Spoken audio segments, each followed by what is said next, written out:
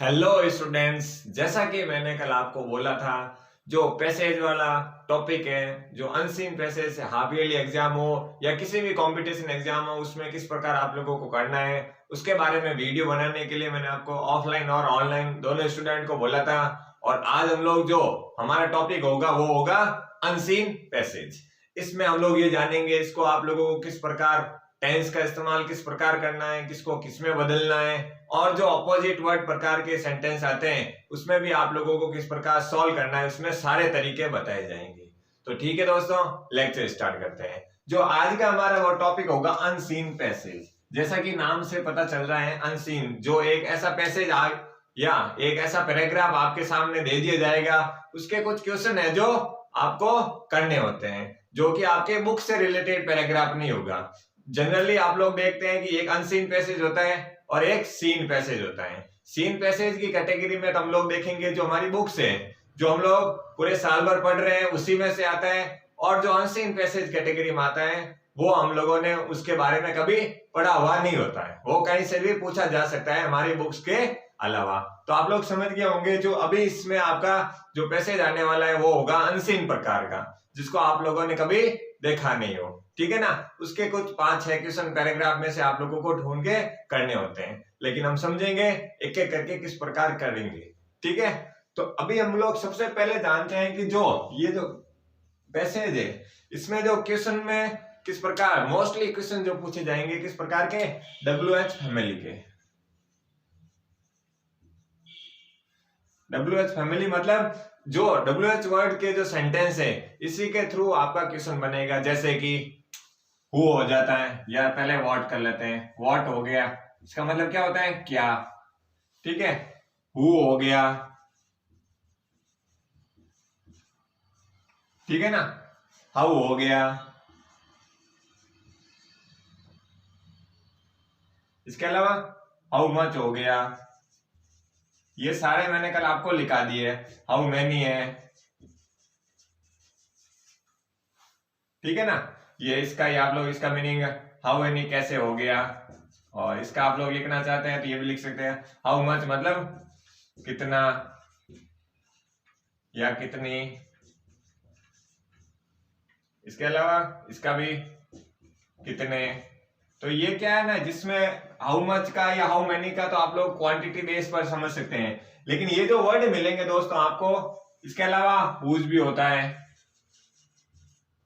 ठीक है ना, वेयर भी होता है। ये WH से आप लोग समझ रहे हैं, बस इनको ध्यान रखना है, ये भी WH फैमिली वाले हैं। बाकी जो WH से स्टार्ट होंगे वो सारे WH फैमिली से संबंधित। आपका क्वेश्चन कुछ इस प्रकार होगा, ठीक है ना। तो ये आप लोगों को पता होना चाहिए, क्योंकि इसका थोड़ा मीनिंग पता होगा तो हम लोग जब उसका आंसर को थोड़ा हिंदी में समझने की कोशिश करेंगे। पूरा हिंदी नहीं समझ में आए, लेकिन इन वर्ड का अगर थोड़ा बहुत हिंदी में मतलब पता होगा तो हम लोग उसको आराम से करने में आसानी होगी।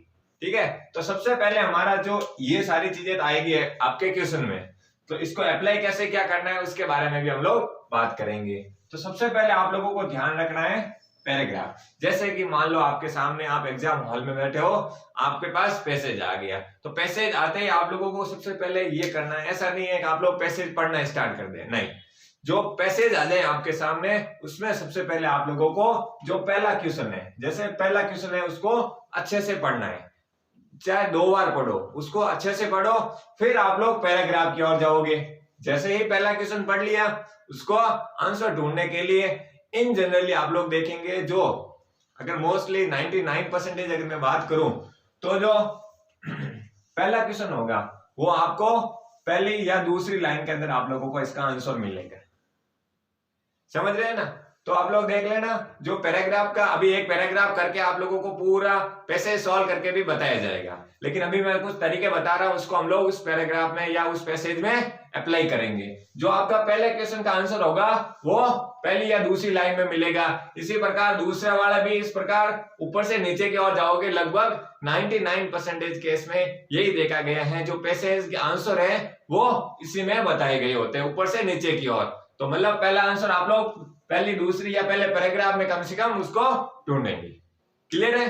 तो ये तो बात हो गई हम लोगों को क्या ध्यान रखना है, लेकिन इसके अलावा भी कुछ कई बार अपन लोग अनसीन पैसेज है जिसके बारे में कुछ वर्ड ऐसे आ जाते हैं जिसके हिंदी में मीनिंग पता नहीं होता है। तो इससे क्या होगा, ये वर्ड आप लोगों को थोड़ा बहुत ध्यान रखना है। इसके अलावा भी कुछ वर्ड मैंने लिखे हैं तो आप लोग उनको ध्यान से पढ़ना है।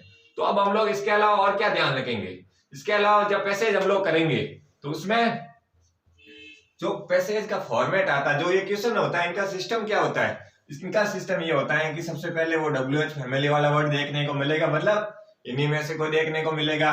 इसमें व्हेन भी है, मतलब WH फैमिली के जो भी आप लोगों को ये वर्ड्स लिखवाए गए हैं उसको, पर उसके हिंदी भी थोड़ा बहुत पता होना चाहिए और कौन कौन से होते हैं ये पता होना चाहिए। तो जैसे WH plus helping verb plus subject plus main verb और प्लस ऑब्जेक्ट। इसके अलावा जो मतलब आपका जब क्वेश्चन का फॉर्मेट होगा, कि जैसे आपका जो क्वेश्चन आएगा वो इस फॉर्मेट में होगा, आंसर में कैसे करना वो मैं भी बताऊंगा। जो आपका क्वेश्चन फॉर्मेट होगा जिसमें सबसे पहले WH फैमिली मतलब इन्हीं में से कोई एक वर्ड होगा, उसके बाद हेल्पिंग वर्ब होगी, हेल्पिंग वर्ब में do, does, has, have, did कुछ भी हो सकता है, ठीक क्लियर है। उसके बाद सब्जेक्ट होगा, उसके बाद मेन वर्ब और उसके बाद ऑब्जेक्ट, क्लियर है। तो ये आराम से आप लोगों को समझ में आ गया है, WH word, helping verb, subject. अब इसका ये तो आएगा आपके क्वेश्चन फॉर्मेट, तो इसका आंसर में किस प्रकार बदलेंगे, जैसे फिर हम लोग जब आंसर में बदलेंगे तो सबसे पहले क्या आएगा, सब्जेक्ट आएगा, ठीक है ना। फिर हम लोग देखेंगे हेल्पिंग वर्ब और फिर मेन वर्ब और प्लस ऑब्जेक्ट, समझ रहे हैं। जो आपका आंसर बनेगा मतलब इस फॉर्मेट में आपका आएगा क्या, क्वेश्चन आएगा और इस फॉर्मेट में आपको आंसर बनाना है। ये ध्यान रखना है कि WH फैमिली को कहां हटाना है, उसकी जगह किस प्रकार। अभी इसके अलावा आपको मोस्टली आप लोग देखेंगे, इसको मैं एक बार मिटा देता हूं।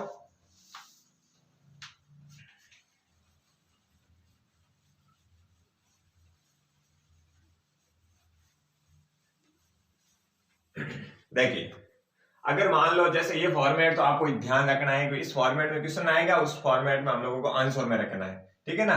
सब्जेक्ट से जब आंसर लिखेंगे सब्जेक्ट से स्टार्ट करेंगे, ये अप्लाई अभी हम लोग करके भी देखने वाले हैं। तो मान लो जैसे डू आ गया या डज आ गया या हो सकता है डिड आ गया, मोस्टली आप लोग इसी के आसपास देखने को मिलेगा। तो यदि क्वेश्चन में आप लोगों के डू आ जाए तो डू आएगा, क्या करेंगे हम लोग, आंसर में डू को जब हटाएंगे तो आंसर में क्या लगेंगे, वर्ब की फर्स्ट फॉर्म होगी। ये ध्यान रखना आप लोगों को। जब डू हटेगा इन्हीं में से, यहां देखिए इस जगह पर ये तो डू लिखा हुआ होगा या डज लिखा हुआ होगा या डिड लिखा होगा हेल्पिंग वर्ब के रूप में। इसके अलावा भी कोई दूसरे हेल्पिंग वर्ब कभी कभार पूछ लेते हैं। जनरली देखा गया है ये इसी प्रकार के सेंटेंस को बताया गया, प्रेजेंट और पास्ट से संबंधित आप लोगों को पूछा जा सकता है, ठीक है। तो इसमें देखेंगे जो जहां डू होगा, जब उसको आंसर में बदलेंगे तो उसकी जो वर्ब लिखी होगी वो होगी वर्ब की फर्स्ट फॉर्म होगी। यदि डज आ जाए तो हम लोगों को कुछ नहीं करना है, एस या वर्ब की फर्स्ट फॉर्म के साथ या तो एस लगेंगे या ईएस। ये सारे वही टेंस का मैंने पहले ही बताया कि टेंस को अच्छे से समझने के बाद ये वापस वही बातें यहाँ पर आ गई है। जैसे ही डज हटेगा, ठीक है ना, तो इसको हम लोग इसकी जगह क्या लगाएंगे, एस या ईएस का प्रयोग करेंगे, क्लियर है। और यदि डिड आ जाए तो डिड के बारे में कल भी हम लोगों ने बात की है, तो डिड के बारे में जब इसको हटाएंगे, जैसे ही इसको हटाएंगे तो इसके यहाँ पर कौन सी वर्ब की सेकंड फॉर्म यूज करेंगे, क्लियर है। तो ये आराम से आप लोगों को समझ में आ गया होगा। यदि आप लोगों को कुछ लोगों के दिमाग में होगा कि डिड नॉट आ जाए, तो यदि डिड नॉट आ जाए तो आप लोगों को कुछ भी नहीं बदलना है, वैसा का वैसा रख देना है, जैसा क्वेश्चन में दे रखा है वैसा का वैसा आप लोगों को हटा के कर लेना है, क्लियर हो गया।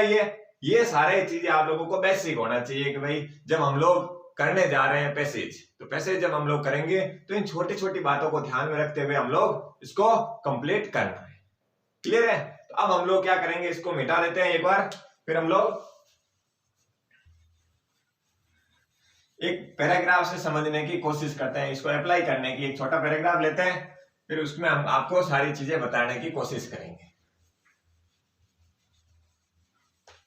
आपकी स्क्रीन पर एक पैसेज दिख रहा होगा जो कि एग्जाम में आप लोगों को इसी प्रकार पैसेज देखने को मिलेगा।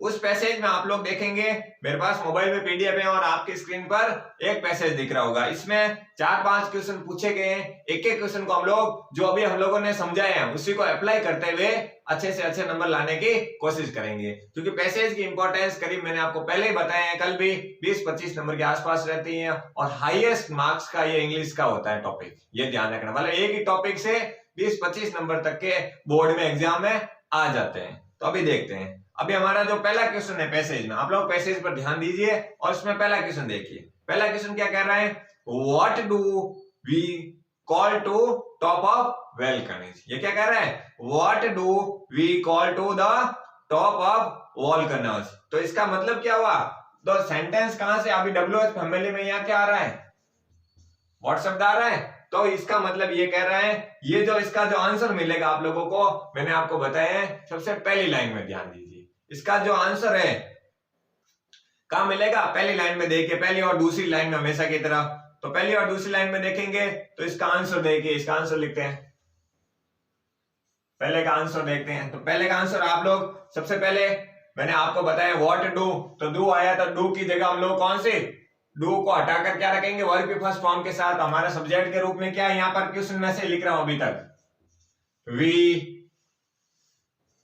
कॉल, इसको फर्स्ट फॉर्म में रखना है, कॉल्ड नहीं करना है, क्योंकि मैंने अभी आप लोगों को बताया डू आएगा तो वहां पर वर्ब की फर्स्ट फॉर्म को ही रखना है, ठीक है ना। टू टॉप ऑफ वॉल्केनोज, ठीक है, वॉल्केनोज। उसके बाद देखिए, उसके बाद दूसरी लाइन में आप लोग देखेंगे क्या लिखेंगे, द क्रेटर, कहां पर देखेंगे, टॉप ऑफ क्रेटर। तो इसका आंसर क्या होगा, वॉल्केनोज द CRETER, क्रेटर, ठीक है ना। तो ये जो आपका आंसर हो गया, इसमें मैंने क्या किया देखिए, अभी देखो ये सब्जेक्ट हो गया, फिर हम लोगों ने हेल्पिंग वर्ब यहाँ है नहीं इसलिए हम लोगों ने सीधी मेन वर्ब लगाई है और मेन वर्ब से ये कंप्लीट किया है। तो ये आराम से आप लोगों को बस बदलना कौन सा है, डू का ध्यान रखना, डज का ध्यान रखना, डिड है तो उस समय ये ध्यान रखना, जो भी आप लोगों को बताया मैं उसी के हिसाब से चल रहा हूं। दूसरा क्वेश्चन देखिए,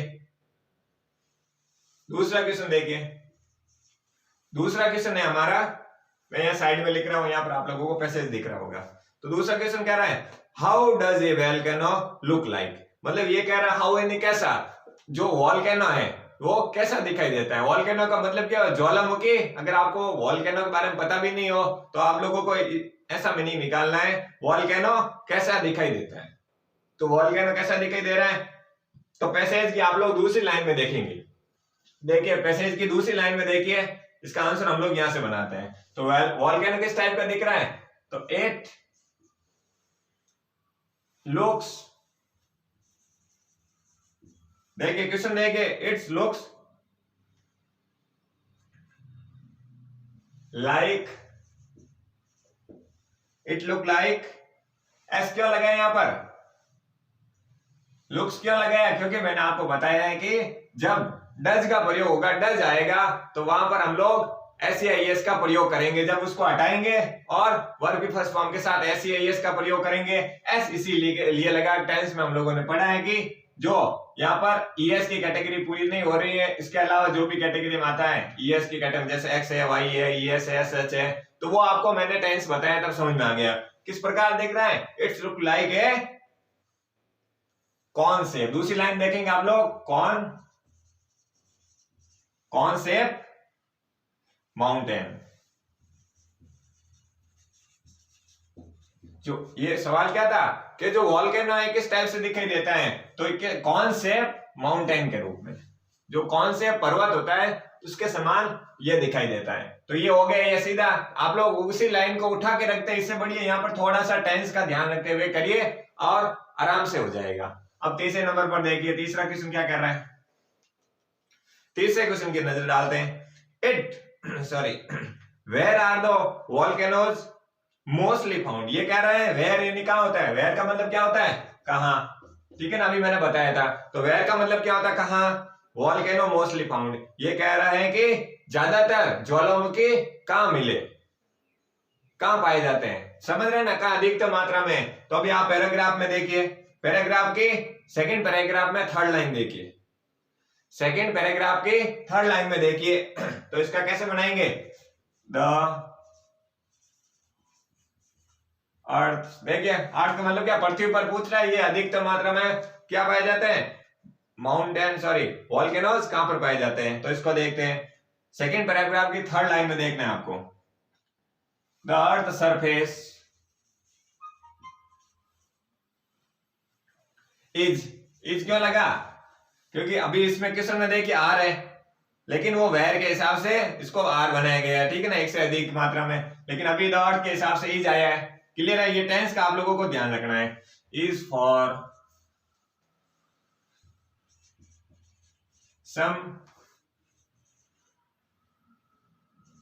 some reason weak, पैराग्राफ में देखिए, मैं पैराग्राफ से लिख रहा हूं, वीक एंड cannot resist